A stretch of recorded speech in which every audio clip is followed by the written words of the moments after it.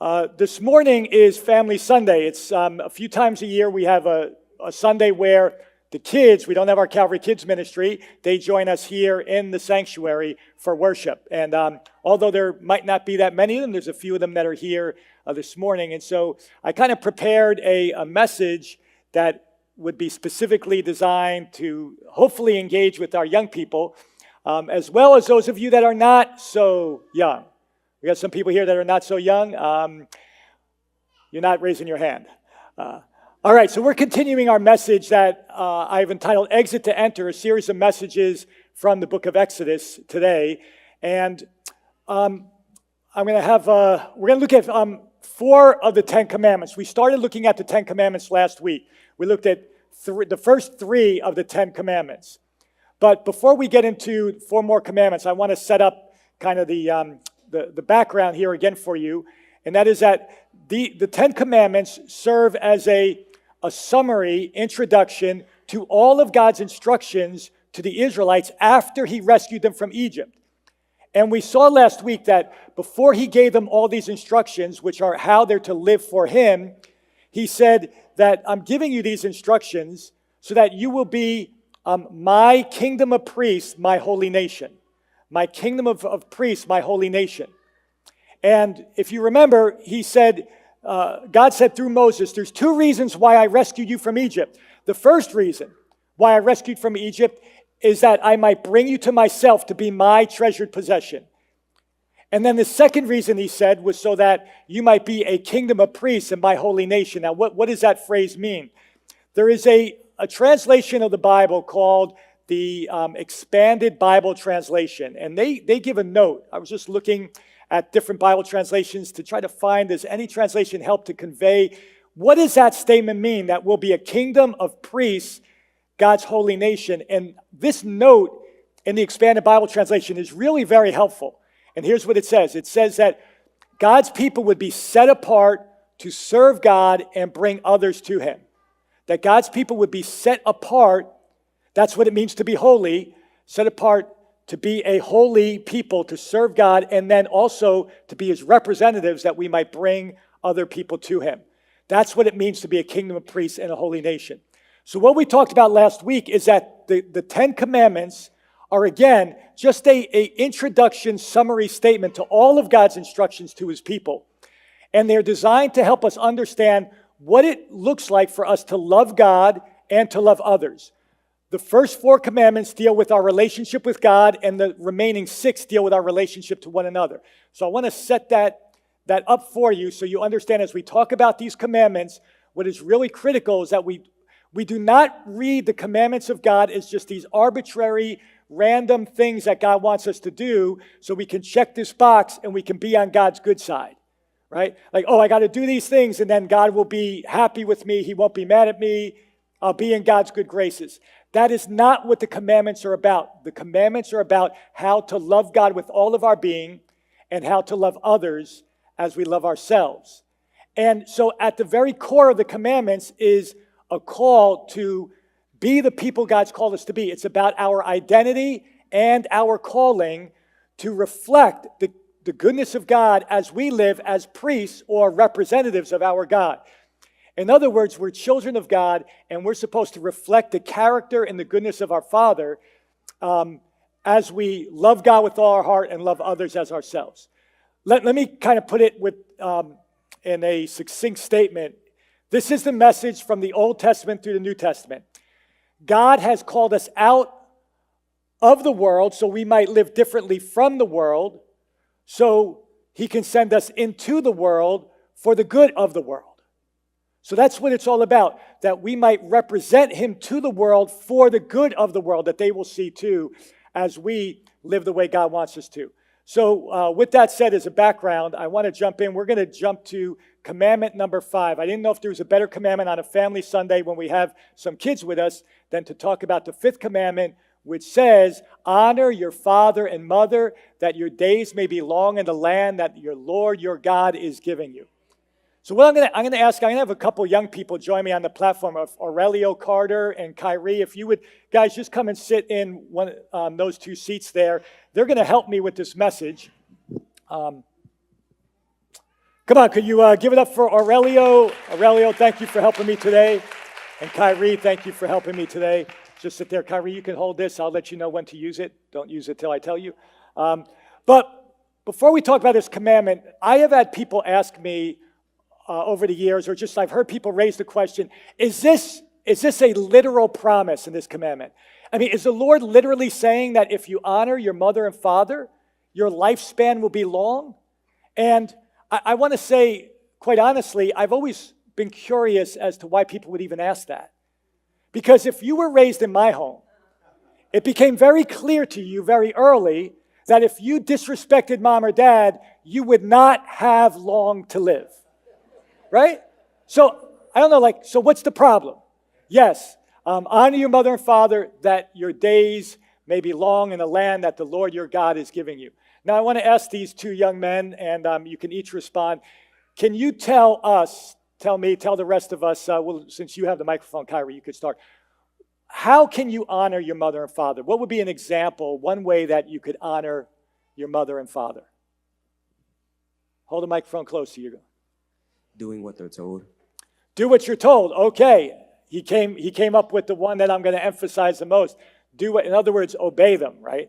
Do what you're told. All right, let's see if Aurelio can think of something else. What's another way, Aurelio, that you can show honor to mom and dad besides just doing what you're told? Not lying. Okay, being truthful, absolutely. Good, excellent. Can either of you think of anything else, any other way that you could honor, bring honor to your mother and father? They're thinking. You guys got the most important, you got really the most important one. But think about what could you say to them that might make them feel honored? Can you think of anything you could say to them that might make them feel honored? I don't know if any of the parents want to kind of help them out. What might make you feel honored? Kyrie's going to try. What do you? I love you. I love you? How about I love you? Right? That's an honoring statement. What about, go ahead, Aurelio, do you want to keep the microphone? Yeah. You're doing great. Tell them they're doing great? Okay, yeah. You're a great dad. Absolutely. Expressing honor to them by saying, you're really a great father. You're a great mother. You know, the one thing, I was saying this to my mother quite a bit, shortly before my father passed away and even after, because my mom, she was taking care of my dad. He was very sick. And so on a number of occasions, I would keep saying to my Mom, I'm so blessed by the way that you love Dad. You know, I see your sacrifice, everything you're doing. And I wasn't doing that just to try to make her feel good. I was saying it because it was true. But those are honoring statements. So expressing appreciation.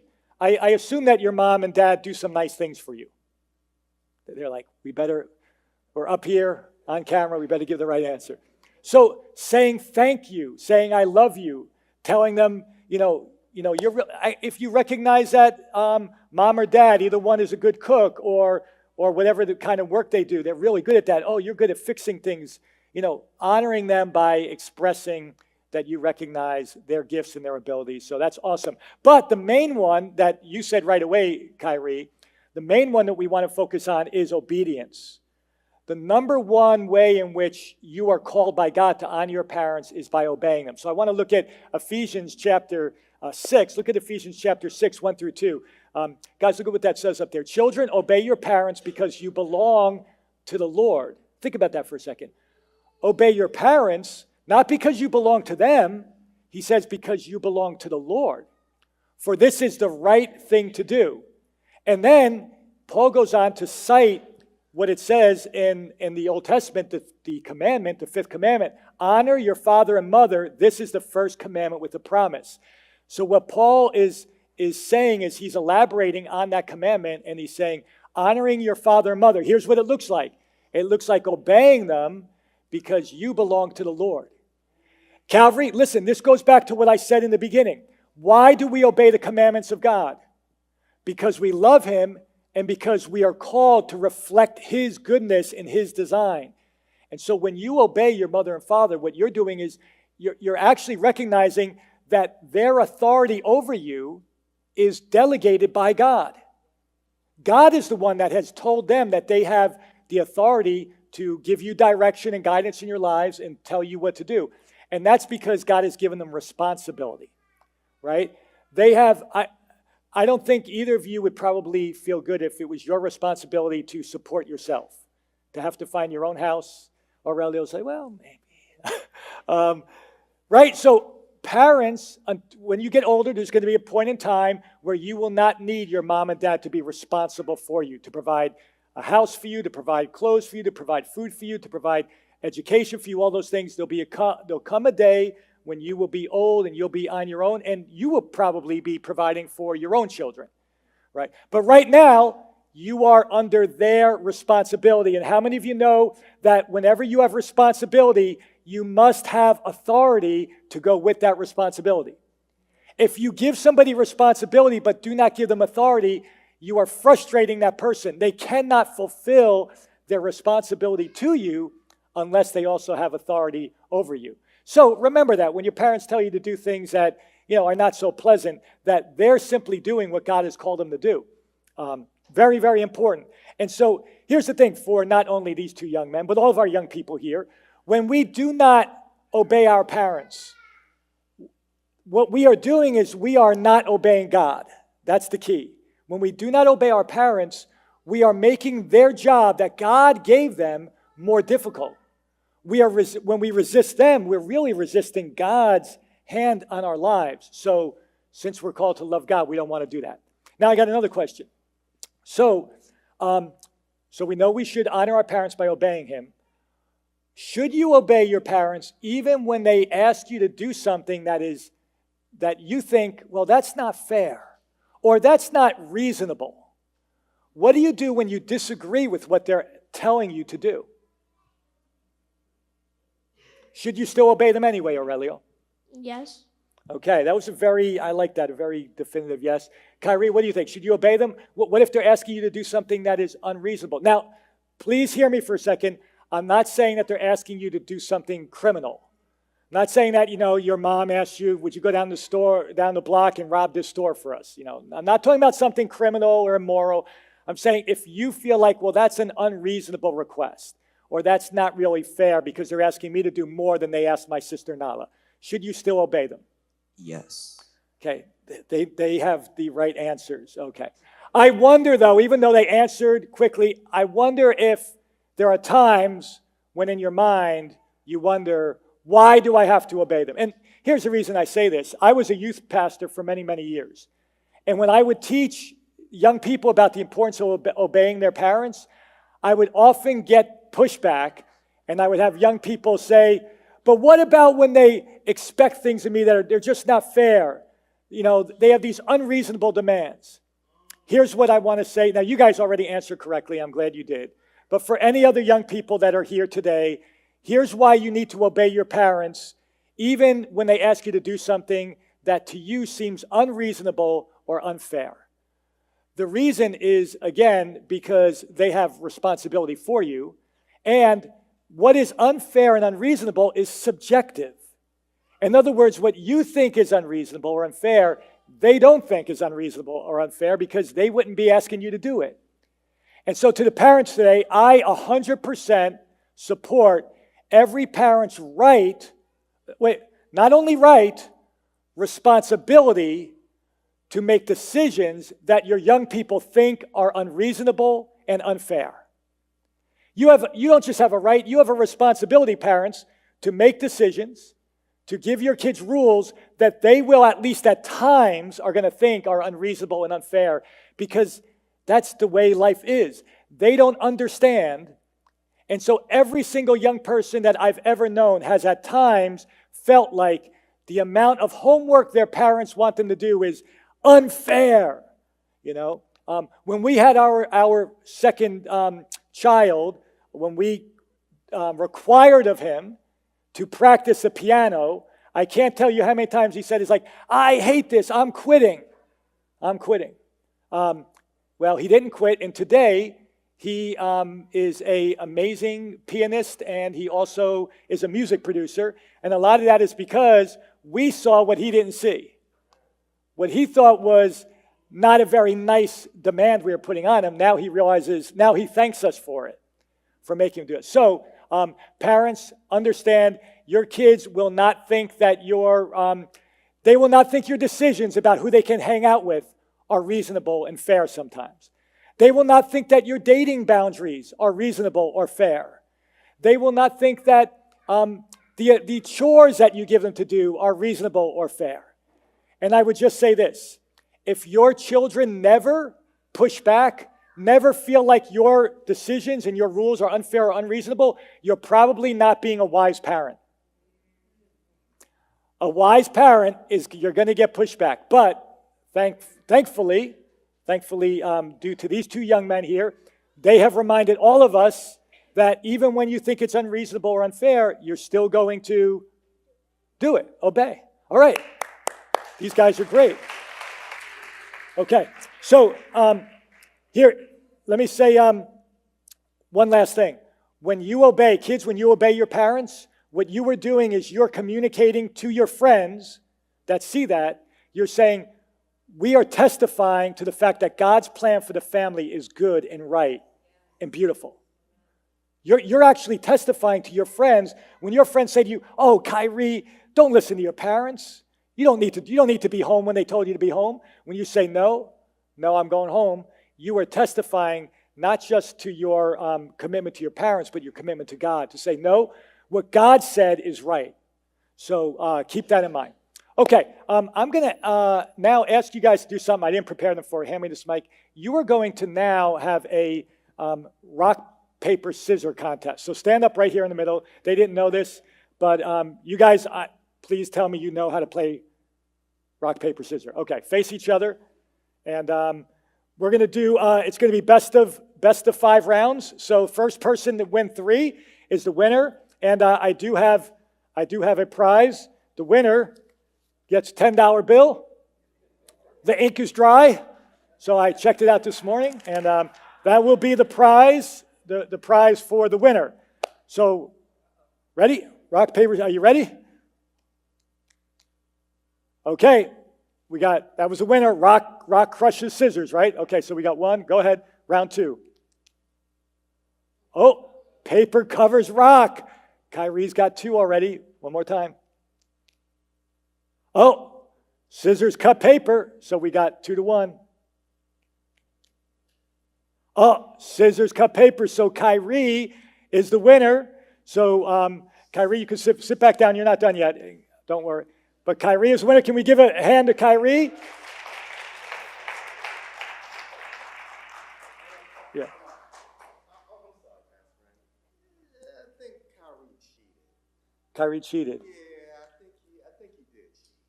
What was he? Was he like? I think he waited for Aurelio and didn't. Ah.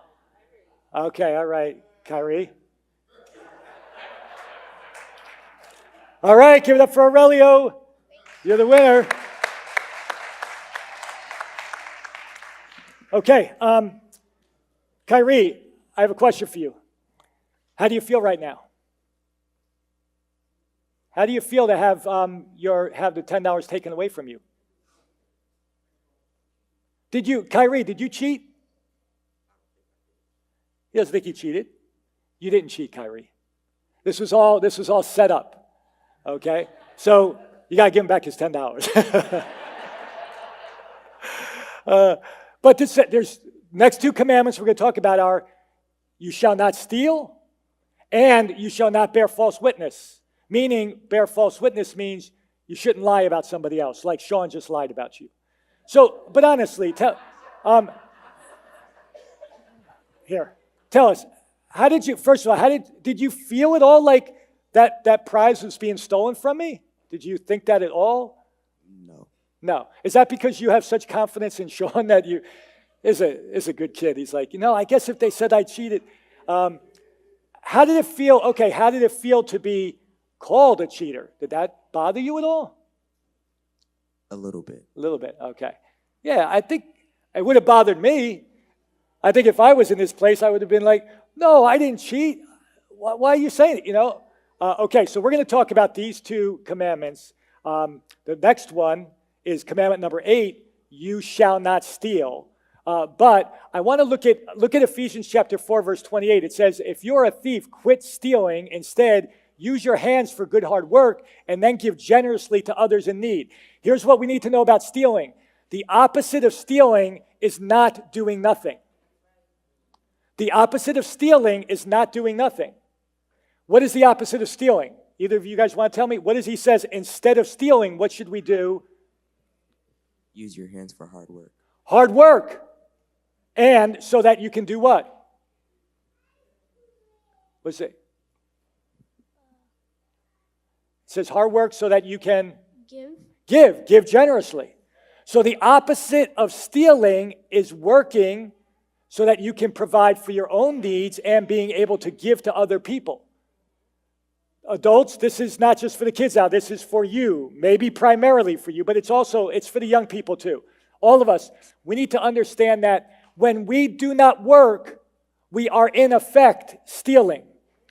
Paul wrote this. Paul said, the one who will not work does not eat.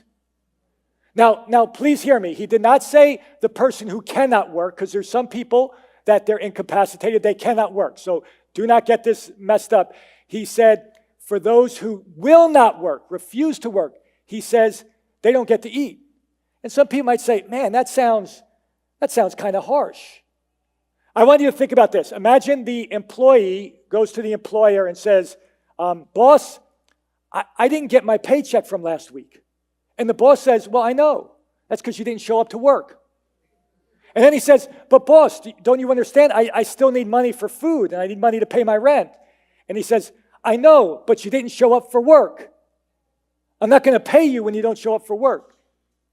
You see, we need to understand that when we do not work, when we eat the fruit of another's labor and do not contribute to the labor, we have in effect stolen other people's labor for ourselves. So now this goes into in the home situation, even though I don't know if you get an allowance for your chores, that's not really important because honestly, whatever chores you have in the home are the work you do to contribute to the household, because if you don't do those chores, mom or dad are going to have to do them on top of all the other work they do.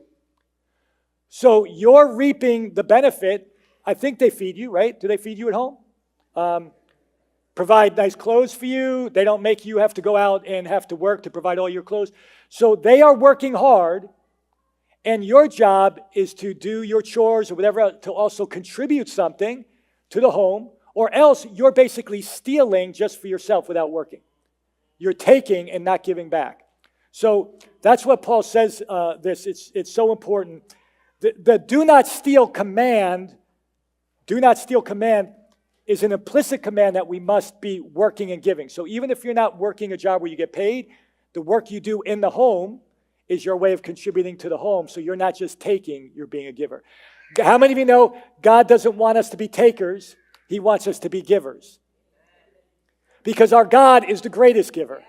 Okay, I'm looking at the time and it's getting late, so let's move to the last commandment. Oh, actually, before the last commandment about stealing, can somebody, Aurelio, you have the microphone, can you think of a way somebody can steal something other than a possession? Can something be stolen from you can people steal something other than a material possession? If you don't know, that's fine, but I'm just wondering, if Kyrie, if either of you can either of you think of anything that can be stolen other than a material possession? You're thinking hard. Any idea? Okay, I'm going to give you a hint. Have either of you ever won a athletic competition, or any kind of competition? Got any kind of award, trophy, award for something? Have you? Yes. Okay, you have. What if somebody cheated, right? And by cheating, they got the award that was supposed to go to you. Isn't that like stealing your award? Yeah, right? So people steal via cheating all the time. They steal other people's honors and other people's achievements, other people's positions. For our college students, I trust that you did not get the honors that you received by cheating, but many people have. In fact, back just a few years ago. Many of you remember it was Operation Varsity Blues was a federal investigation that captured they caught over 50 parents, some were celebrities, what they had done is they had bribed athletic coaches to recruit their children to play at a college and get a scholarship even when they weren't qualified. But they paid them money, right, to recruit them. And then they also bribed admissions administrators to falsify their ACT or their SAT scores. You remember that story? Like, they paid good money, but they were paying good money because they were getting a value that was worth even more by getting their children admitted into some of the most prestigious universities in the land. And that's just one example. There's a guy by the name of David Callahan that wrote a book years ago called The Cheating Culture, where he documents how cheating is pervasive from school, even young kids cheating. And when you cheat, you're basically stealing a position in a grade that you haven't earned, right? You're taking something that you have not earned. And in doing so, that gets people into positions that really somebody else deserved. So just keep that in mind, that stealing is not just about taking things, it's also about taking positions that we haven't earned, and it robs somebody else of that. Okay, so with that said, we're going to talk about our last commandment, and that is, well, second to last one, and that is commandment number 9 is you shall not bear false witness against your neighbor. That means do not lie about people, right? Should we lie? No? Okay, why do people lie, Kyrie? Why do people lie? To get what they want. Okay, sometimes they lie in order to steal, so the two go together. Can you think of another reason why somebody... Now, remember, this commandment, let me be more specific. This commandment, although it is true we should not lie generally, this commandment is specifically about not lying, saying something false about somebody else. Like what Sean did to you. He said he cheated, and you're like, no, I didn't cheat, but you know what? I'm okay. Right? It's also here, the commandment is don't speak lies about somebody else. So why would somebody do that anyway? Why would somebody say something wrong about another person, talk them down, lie about them? You have any idea what might motivate that? See, they would never think of doing such a thing. So they are completely baffled. Can you think of any reason why somebody would lie? Why might a kid in school lie about another kid? To get what they want, but the other person got what they wanted. Okay, so that's kind of like what Kyrie said. So it could be to try to get something that they want. You know, maybe the other person got it and they lie, just like, kind of like what happened here. Any other reasons you could think of why people lie about others? Well, sometimes, what about jealousy or envy? Right? Sometimes people are jealous or they're envious. Or sometimes they just hate people, right? Because they have hatred in their heart, so they tell lies about somebody to hurt them. Sometimes people feel like, well, they hurt me, so I'm going to lie about them, and I'm going to hurt them by lying about them. So there's all that stuff in our hearts. But as children of God, we shouldn't have jealousy, envy, hatred, any of that in our hearts, bitterness in our hearts. And so therefore we shouldn't lie about other people. In fact, look at what it says in Ephesians chapter 4, 24 to 25. It says, put on your new nature, created to be like God, truly righteous and holy. So stop telling lies.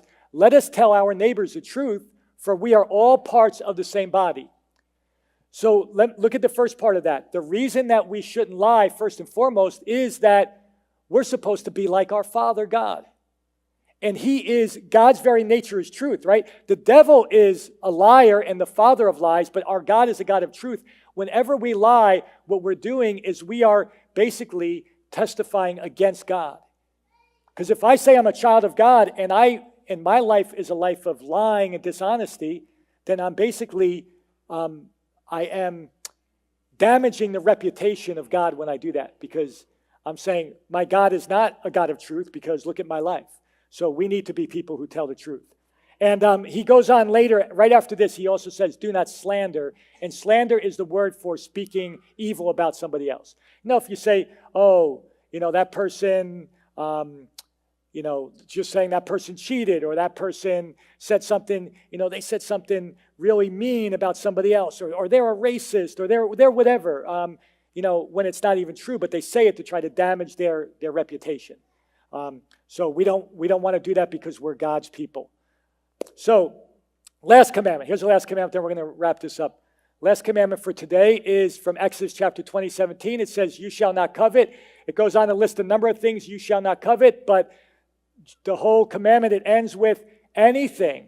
So he names some specific things, but God's command is you shall not covet anything that is your neighbor's, that belongs to your neighbors. So what does coveting mean? Do either of you know what that word means? Okay, well, you're about to learn. They both said no. So when I took your money away from him, well, maybe I should do it the other way. When he won, if you sat down and you were like thinking, man, I wish I won. Like, I wish I had that $10. Like, I really want that $10. If that would be coveting what belongs to him. Because he won fair and square. Just want to establish that. He won fair and square. He got the $10.